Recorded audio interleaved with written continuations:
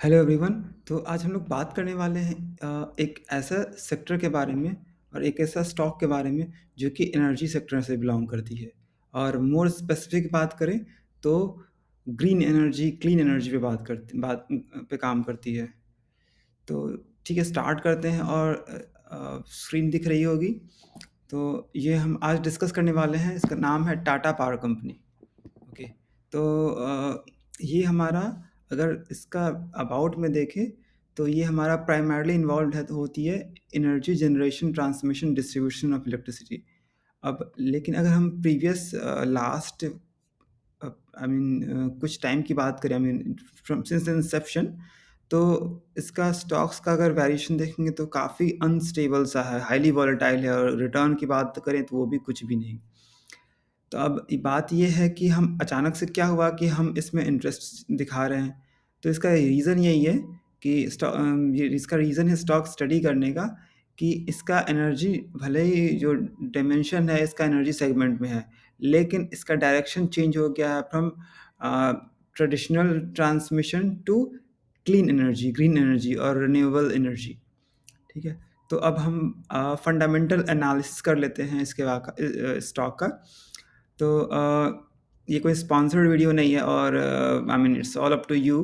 I am just showing you analysis, but at the end आपका decision होना चाहिए कि आपको लेना है नहीं लेना है। तो हम अभी बस फंडामेंटल एनालिसिस करेंगे। तो हम आ गए हैं स्क्रीनर पे, और यहाँ पे मार्केट कैप देख सकें 86,000 करोड़ का है। Current price 271। आज का देखेंगे तो अप्रॉक्सीमेट 5% का अपर सर्किट आई गेस लगा है। ओके, तो स्टॉक का पी रेशियो है 25, बुक वैल्यू, डिविडेंड ओके, और प्लेज परसेंट है 1.4%। मतलब कि इतना कंपनी के प्रोमोटर्स ने या कंपनी ने प्लेज किया हुआ है, बैंक को लोन दिया हुआ है। आई मीन बैंक इसके अगेंस्ट बैंक से लोन लिया हुआ है। और डेब्ट टू इक्विटी रेशियो है 1.74। ऑल्दो ये ज़्यादा है ऑब्वियसली, बट इसका हम फिर भी एनालिसिस करेंगे, इसमें देखेंगे क्या क्या पॉसिबिलिटीज़ है कि हमें इसमें इन्वेस्ट करना चाहिए या नहीं करना चाहिए। ठीक है। तो ओके, और हम एक बार इसका फंडामेंटल्स पे जाते हैं। तो इसके जो इस सेगमेंट में काम करने वाली ये सारी कंपनियां हैं, बट ये सारी जो है, जैसे एनटीपीसी की बात करते हो, ये हमारा ट्रेडिशनल एनर्जी में काम करती है। ठीक है। तो हम ऐसे कंपेयर नहीं कर सकते हैं कि इससे कंपेयर करेंगे। ओके, तो हम आ जाते हैं, क्वार्टरली रिजल्ट है हमारे पास, उसके बाद आते हैं पीएनएल पे। तो अगर हम नेट प्रॉफिट की बात करें तो इनिशियली 2012 में ये अप्रॉक्सीमेट 900 करोड़ लॉस में थी, फिर थोड़ा सा इंक्रीज़ हुआ। तो एक्चुअली रीज़न ये है कि पावर कंपनी का जो इसमें गवर्नमेंट का इन्वॉल्वमेंट बहुत ज़्यादा रहता है। अगर हम ट्रेडिशनल की बात करें तो क्या लाइक सब्सिडी देती है गवर्नमेंट, ताकि मतलब जो पब्लिक पे ज़्यादा ना पड़े, अगर तो मतलब रेगुलेशंस काफ़ी सारी होती है, ताकि वो मतलब कंट्रोल इसका एक्चुअली बोले तो ये गवर्नमेंट के कंट्रोल में ही होता है, प्राइस की बात करें। अगर यही हम ग्रीन एनर्जी की बात करें तो अब अभी तक ऐसा कुछ है नहीं कि हाँ, गवर्नमेंट कंट्रोल करती है, और काफ़ी सारा ब्रॉडर पिक्चर है, और आने वाले टाइम में काफ़ी एक्सपैंड होने वाला है। क्योंकि जो ये सेगमेंट है सिर्फ इलेक्ट्रिसिटी में काम नहीं करेगी। ये हमारा जो ट्रेडिशनल कन्वेंशनल इलेक्ट्रिक व्हीकल हो गया, फिर हमारा power generation as in solar system sorry solar power generation हो गया, और विंड एनर्जी हो गया। तो ये सारा काफ़ी सारा सेगमेंट में काम करने को मिलती है। तो ओके, तो हम आ जाते हैं यहाँ पे। तो अगर हम स्टॉक्स की बात करें, वापस जाते हैं, अगर लास्ट 10 ईयर्स की बात करें तो हमारा जब ये एंटर हुआ था इसमें, इस सेगमेंट में, तब से देख रहे हैं कि यहाँ पे ज़बरदस्त भागा था। नहीं तो इससे पहले देखेंगे तो कोई इसमें काफ़ी वीक सा इसका ग्रोथ स्टोरी है, काफ़ी वीक सा है। एक साल में मतलब अगर देखें तो 34 रुपीज़ है, और अगर 2020 की बात करें 53। ठीक है। अगर तो अप्रॉक्सीमेट 2020, और ये कब से 15 साल में, हम आई मीन 15 साल में डबल भी रिटर्न नहीं दिए। तो अगर हम उसके बाद देख सकते हैं, जब से इस सेगमेंट में एंटर किया है, तो अप्रॉक्सीमेट अगर ये कब कोविड से पहले का टाइम ले लें, 60 रुपीज़ है, और अभी का देख लें तो अप्रॉक्सिमेट 4 टाइम्स का स्टॉक इंक्रीज़ किया है। और अभी देख रहे हैं लास्ट कुछ टाइम से अगर स्पेसिफिक देखें तो 21 अक्टूबर से अप्रॉक्सिमेट 2 साल से ये स्टॉक कंसोलिडेट ही कर रहा है। ठीक है, तो वापस आ जाते हैं हम प्रॉफ़िट पे। तो अभी देखेंगे कि यहाँ से इस फ़ेज़ तक काफ़ी सारा अप्स एंड डाउन्स था। लेकिन अगर हम यही 2020 के बाद देखें, 1300, फिर 1400, फिर 2150, फिर 3180, अगर हम टीटीएम इसकी बात देखें तो 41। तो यहाँ से हम इस पॉइंट से देख रहे हैं हमारा इसका कंसिस्टेंट ग्रोथ हो रहा है, जो कि ये बहुत अच्छा साइन है। और हम बैलेंस शीट की बात करें तो रिज़र्व्स देखते हैं, तो 12,000 फिर हमारा बढ़ते-बढ़ते इंक्रीज़ होते-होते न 29,000 अप्रॉक्सिमेट 30,000 हो गया। अगर हम यही बोरोइंग की बात करें तो 33 था, जो कि अब होके 52,000 हो गया। I mean approximate 1.8 times, 1.7 times हो गया, ठीक है। अगर हम देखें तो रिज़र्व्स हमारा 2.5 टाइम्स इंक्रीज़ हुआ है, वो 2.5 टाइम्स हो गया है। और अगर बोरोइंग की बात करें तो 1.7 टाइम्स हो गया इंक्रीज़, ठीक है। अब ये है कि बोरोइंग तो अच्छी बात होती नहीं है, लेकिन ऐसा नहीं है कि हमेशा ही बोरोइंग बुरी बात है, अगर हम उसको सही से यूज़ ना करें तो, ठीक है। तो अब हम कैसे समझेंगे कि कंपनी सही से यूज़ कर रही है कि नहीं? तो इसके अ, हम देख सकते हैं कि कंपनी के वेबसाइट पे देख सकते हैं कि कंपनी कहाँ किस डायरेक्शन में इन्वेस्ट कर रही है और कंपनी का विज़न क्या है, ठीक है? और हम लास्ट में आ जाते हैं शेयर होल्डिंग पैटर्न पे। तो प्रमोटर अब एक और चीज़ है, ये टाटा ग्रुप की कंपनी है, तो मतलब ट्रस्ट और ब्रांड वैल्यू में तो कोई इश्यू है नहीं। तो अगर हम प्रमोटर की बात करें तो देख सकते हैं ये हमारा अप्रॉक्सिमेट 46% प्रमोटर है, एफआईआई 10% है और डीआई हमारा 15% है, ठीक है? और बाकी हमारा रेस्ट पब्लिक है 27%। तो अगर भले ही यहाँ पे हम देख रहे हैं कि 12.44 जो कि ओवर द पीरियड हमारा 10% हो गया, और डीआईए की बात करें तो 23 से 15% हो गया, लेकिन यहाँ पे प्रमोटर ने अपना स्टेक होल्ड करके रखा हुआ है। तो ऑल्दो ये ऐसा होता है कि अगर हम एफआईआई डीआई निकल रही है और पब्लिक ले रही है, और प्रमोटर भी सब सारे ही निकल रहे हैं और पब्लिक ले रहे हैं, तो ये अच्छा साइन नहीं होता है।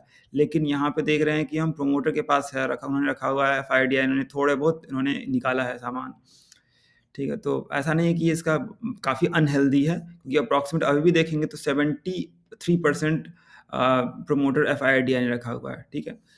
तो ओके, अब हम आ जाते हैं पीपीटी पे, तो इस पे क्लिक करेंगे तो हमारा ये खुला हुआ है ऑलरेडी, इसको फिर से खोल लेते हैं।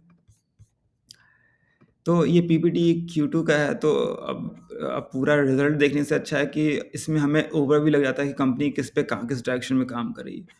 तो अच्छा, एक और चीज़, इस इससे पहले हम इसका न्यूज़ देख लेते हैं कंपनी का, कि कंपनी का किस सेगमेंट में आई मीन क्या-क्या कॉन्ट्रैक्ट्स वगैरह मिला है, ठीक है? तो ये मैंने वेबसाइट पे गया, यहाँ पे मीडिया में सर्च किया तो ये हमारे सारे डिटेल्स आ गए। लाइक ये 2023 में हो गया renewable energy, letter of award for development 200 megawatt form, I mean 200 megawatt renewable energy का मिला है इसको प्रोजेक्ट। फिर देखेंगे encourage employ to fight air pollution, ठीक है। और ये है कि 27,000 home with green power Mumbai, ठीक है। और 27 MUs of green power consumption which is of equivalent to offsetting 200 kiloton of CO2 annually. तो इसमें देख रहे हैं कि इतने सारे होम को लाइट कर दिया, और ये milestone of 60। Okay, so another segment is कि इसका जो इलेक्ट्रिक व्हीकल सेटअप कर रही है, तो ये 60,000 प्लस अभी तक कर चुकी है। अब जैसे आपको पता ही होगा कि टाटा मोटर्स है, अभी मार्केट लीडर है। इफ़ हम बात करें हम इंडिया में, तो approximate 80% market share electric vehicle का इसके पास है, और इसके पैरेलली ये इलेक्ट्रिक पावर स्टेशन भी सेटअप कर रहा है। तो जैसे उसका सेल होगा उस वैसे इसका भी हमारा इस पे I mean electric charging station का ये काफ़ी बहुत धड़ाके से काम कर रही है इस पे। और उसके बाद देख सकते हैं कि एनर्जाई ईवी ट्रैवल ऑन, ओके, ये चार्जिंग इंफ्रास्ट्रक्चर का है। उसके बाद 1.5 गीगावाट कैपेसिटी का इंक्रीज़ मतलब माइलस्टोन्स अचीव कर लिया है। और 16th कंसेक्यूटिव क्वार्टर पैट। अच्छा, ये क्वार्टर की हम की क्वार्टरली बात करें तो ये 16th कंसेक्यूटिव क्वार्टर में क्या हुआ कि इसका प्रॉफिट इंक्रीज़ ही हो रहा है ओवर टाइम। जैसे हमने देखा था ईयरली, तो वैसे ही बोल रहा है कि 16th लगातार 4 साल से, ओके, सो 3 साल से कितना हो गया? 4, ओके, 4 साल से लगातार प्रॉफ़िट दिखा रही है, ठीक है? ओके, तो मतलब इस तरह से हमारा है, काफ़ी सारा चीज़ देख सकते हैं। एक ये वीडियो बहुत लंबा हो जाएगा, हम देख सकते हैं, इसके वेबसाइट पे जाकर देख सकते हैं कि इतने सारे ग्रुप से के साथ टाई अप्स कर रही है, ठीक है? ओके, अब तो फिर हम आ जाते हैं इस पीपीटी पे, तो यहाँ पे हम देख लेते हैं। ओके, तो ये है कि 9 गीगावाट इंक्लूडिंग 3.3 से अगर हम इसको हटा भी दें, तो ये पाइपलाइन के तो फिर इसका इतना हम देख सकते हैं। ये थर्मल एनर्जी हो गया, ट्रांसमिशन कैपेसिटी, हम इसमें हम इंटरेस्टेड फ़िलहाल तो नहीं है, हम मेन है ग्रीन ग्रीन एनर्जी और रिन्यूएबल एनर्जी सेक्टर में ही इंटरेस्टेड हैं। और कि MOU signed with pump hydro projects, ये सेगमेंट हमारा इंटरेस्टेड है। अगर हम लोन ऑर्डर बुक की बात करें, तो ये 18,700 करोड़ का ऑर्डर बुक है, जिसमें हमारा सोलर पीसी हो गया, सोलर ईपीसी हो गया, लार्ज स्केल यूटिलिटी हो गया, रूफटॉप ईपीसी हो गया। और देख सकते हैं कि 4.9 गीगावाट का है मैन्युफैक्चरिंग कैपेसिटी इसका। ओके, तो अब 14, ओके, ये 49 EV charging points, public EV charging points. अगर हम रिपोर्ट की बात करें यहाँ पे, तो यहाँ पे था 60,000 था, आई गेस। एक बार फिर से देख लेते हैं। 60,000 प्लस होम ईवी चार्जर्स, ठीक है? 60,000 प्लस होम ईवी था, ये था 4,900 थे पब्लिक पॉइंट्स पे। पब्लिक जैसे गाड़ी आते हैं, हम ड्राइव करते हैं, इलेक्ट्रिक व्हीकल है, तो road side assistance, I mean road side charging assistance, तो वो यहाँ पे बात की जा रही है। और कैपेसिटी मिक्स यहाँ पे देख सकते हैं, हम जाते हैं ओके, यहाँ का बिजनेस भी देख सकते हैं कि कौन कौन सी कंट्रीज़ में लोकेटेड है। तो यहाँ पे हम इंडिया में देख सकते हैं, फिर हमारा अफ्रीका में है, और ये कहाँ का है स्टेक, पता नहीं कहाँ का है, ओके, मतलब बाहर का है कहीं का, यूरोप में लग रहा है, ओके। और हम बात करें रेवेन्यू की, तो हम देख सकते हैं कि ओवर द पीरियड इंक्रीज़ ही हो रहा है। और ये क्या है, ईबीडीआईटीए के ईबीआईटीडीए की बात करें तो हमारा वो भी, ये भी काफ़ी हेल्दी है। बीच में थोड़ा-सा डाउन हुआ था एक फाइनेंशियल 21 में, उसके बाद फिर हम कंसिस्टेंस इंक्रीज़ ही देख रहे हैं। Okay, so return on equity हमारा अभी कंसिस्टेंट ही है लास्ट 3 ईयर से, ठीक है? EPS 5.78, H1 financial, I mean I mean 20 financial 24 का। अगर हम पैट की बात करें, तो इसमें बहुत ज़बरदस्त जंप देखने को मिल रहा है प्रीवियस ईयर के कंपैरेटिवली। 2156 था, ये हमारा कितना हो गया, अप्रॉक्सिमेट 1.8 टाइम्स के अराउंड हो गया इंक्रीज़। तो हम देख रहे हैं काफ़ी कितना कंसिस्टेंटली और धड़ाके से खतरनाक तरीके से ग्रो हो रहा है। ओके, तो फिर हम और आ जाते हैं, ये ऑपरेशनल एक्सीलेंस हो गया, ओके, ठीक है। राइजिंग पॉपुलेशन और अर्बनाइजेशन डिमांड, ओके, तो डिमांड बढ़ रहा है, तो चलो अच्छी बात है ये तो। और India has one of the lowest power Capitals, तो ये वर्ल्ड का डेटा है कि सबसे ज़्यादा जो वर्ल्ड का एवरेज है 36 इतना है, और इंडिया का है 1300 है। तो okay, peak demand solar hours, immense potential 132, okay. तो इसमें है कि huge untapped renewable source resource potential, तो ये है कि इतने सारे अनटैप्ड है, तो पोटेंशियल बहुत ज़्यादा है, लेकिन अभी तक मार्केट कैप्चर नहीं हुआ है, ठीक है? स्ट्रॉन्ग पाइपलाइन, तो ये इसका विजन है कंपनी का 500 गीगावाट 2030, और ये जो 45 गीगावाट कैपेसिटी ईच ईयर। तो इसमें है कि अभी कंपनी का है, हमने देखा था कि 1.7 गीगावाट था, 1.4 गीगावाट कैपेसिटी एज़ ऑफ 2022, और कंपनी का प्लान है एक्सपेंड करने का 500 गीगावाट का। इसमें हमारा पाइपलाइन भी होगा, और सिर्फ ग्रीन एनर्जी की बात करें, रिन्यूएबल एनर्जी का, तो 1.179 गीगावाट। तो अभी नवंबर के अकॉर्डिंग 1.4 था, और इसका अप्रॉक्सीमेट मोर देन 100 टाइम्स करने की बात की जा रही है। ठीक है, ओके। तो और clean and green capacity target 20 gigawatt by 2030, accounting 70% of total. तो इसका टारगेट है कि 20 गीगावाट अचीव करने का बाय 2030, जो कि 70% है टोटल एनर्जी का। ठीक है, तो और ओके, तो अगर हम इंडियन ट्रांसमिशन की बात करें तो $30 बिलियन की अपॉर्चुनिटी है। अगर हम रिन्यूएबल सेक्टर की बात करें तो ये 140 ये डिग्री में दिया हुआ है। तो अप्रॉक्सीमेट जैसे हमें लग रहा है कि अप्रॉक्सीमेट 50% है। तो ट्रांसमिशन की बात करें और सिर्फ ग्रीन एनर्जी की बात करें, रिन्यूएबल एनर्जी की बात करें, तो $15 बिलियन का मार्केट कैप है। अगर कंपनी का मार्केट देखें इस कंपनी का, तो हमारा मार्केट कैपिटल था 86,000 करोड़, अप्रॉक्सीमेट 10 बिलियन डॉलर।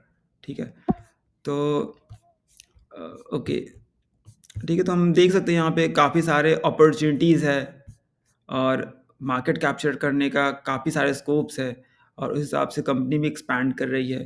तो I think it is good to study this stock for now, and हम देख सकते हैं कि कंपनी काफ़ी टाइम से कंसोलिडेट कर रही है। सो या, so that's it for now, thank you so much for watching.